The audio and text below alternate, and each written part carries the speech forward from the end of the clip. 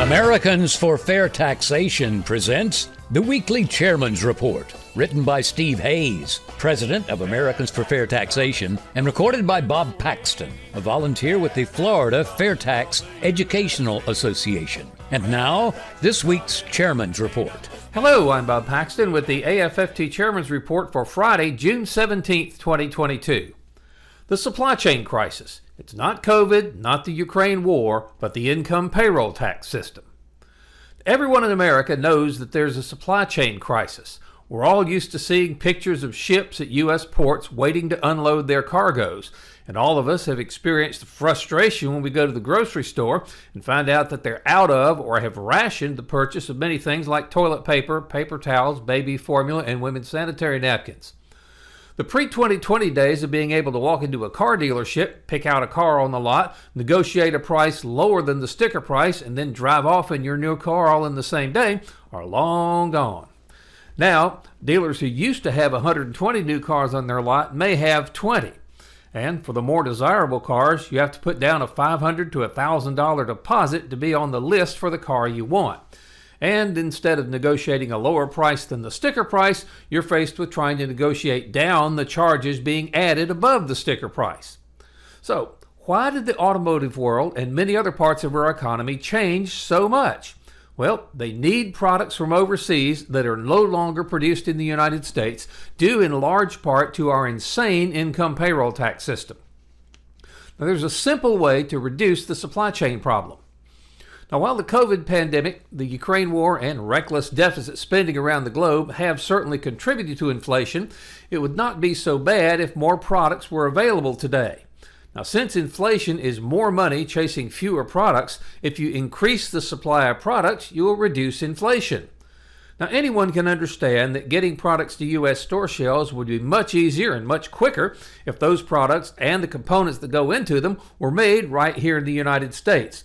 You wouldn't have to wait for weeks or even months to have a ship unloaded and then have the product shipped by rail or truck.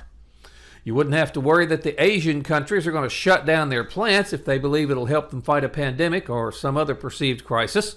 Many companies that relied on products from Asia have gone out of business because they couldn't deliver the products they'd sold and they had to refund their customers' money. Now, some were able to survive by getting the products they needed to stay in business from other sources. The members of Congress and the Biden administration want to provide incentives for consumers to purchase products that were made in the United States, but they refuse to consider the remedy that would most help U.S. companies, replacing the income payroll tax system with the FAIRtax. Since World War II, our income payroll tax system has done one thing really well. It has penalized U.S. companies and rewarded foreign producers who export products to the United States. Ian Fletcher, former senior economist of the Coalition for a Prosperous America, wrote an article entitled, "Sorry, but the U.S. does indeed have a VAT problem." It addresses the problems that U.S. producers face when competing with companies based in foreign countries that have a value-added tax, or VAT. Since all of our trading partners have a VAT, this puts the U.S. manufacturers at a severe disadvantage on the world market. The VAT is added at each stage of a product's development, from raw materials to a finished product. For example, when ore is mined that will be used in jewelry, the mined ore has an increased value and the VAT is applied to that increased value. Then the ore is refined and the VAT is leveled on that increased value. This continues at each step of the production process until the jewelry is actually sold. Now, the average VAT is about 15%. Some countries charge a bit more and others a bit less.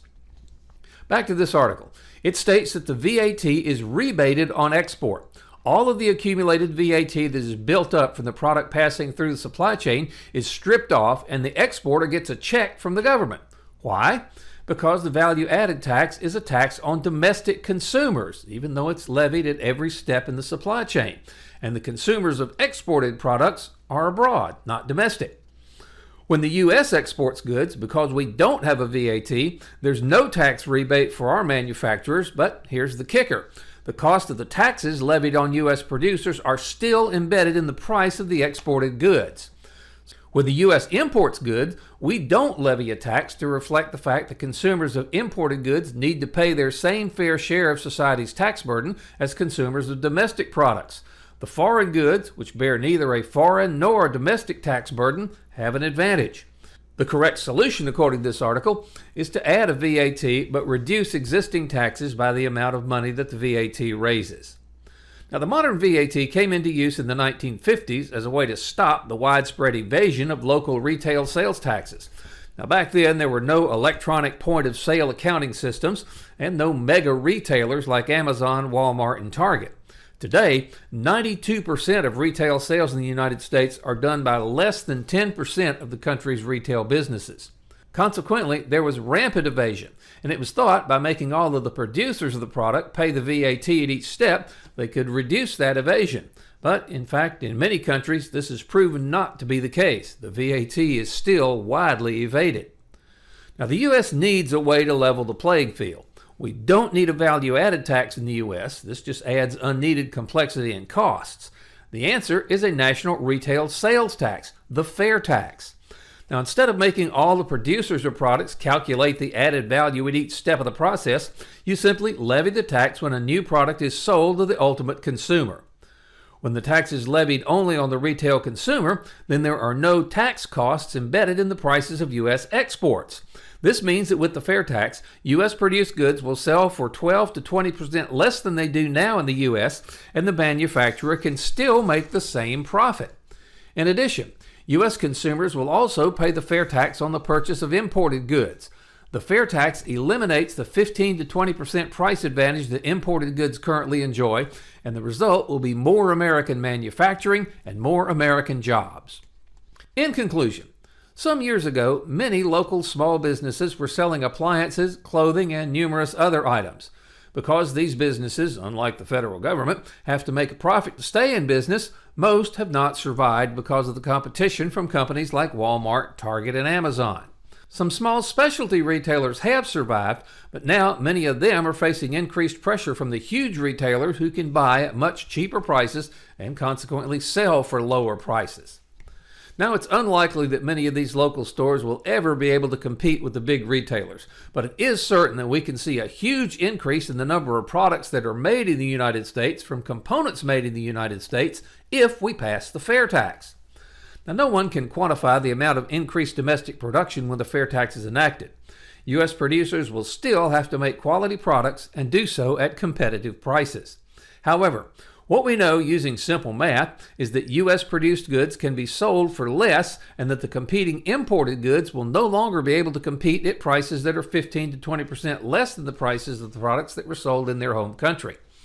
The income payroll tax system is broken, no longer working. We can't repair it, but we can replace it with the FAIRtax. All Americans must join us before it's too late and the wonderful country we love is further harmed. Join us and take back control of our country. Not with bullets, but with the elimination of one of the biggest threats to our liberty and economic prosperity, the income payroll tax. We should all remember Edmund Burke's warning that applies to our efforts to take back control. Nobody made a greater mistake than he who did nothing because he could only do a little. We should also remember this quote from George Orwell's 1984, which, if we do nothing, may well foretell your and your children's future. If you want a picture of the future, imagine a boot stamping on a human face forever. So, what can each of us do? We can write letters and make calls to our elected representatives and also attend Zoom town hall meetings demanding that if they really want to allow Americans to take back control, the first step is to eliminate the income payroll tax system and enact the FAIRtax. Take back control. Help us pass the FAIRtax. The IRS will be gone and we'll pay our taxes when we make purchases. We, not the ruling class and their minions in D.C., will decide how much federal tax we pay. And we'll know how much tax we're paying because taxes will no longer be hidden from us. They'll be clearly shown on every retail receipt.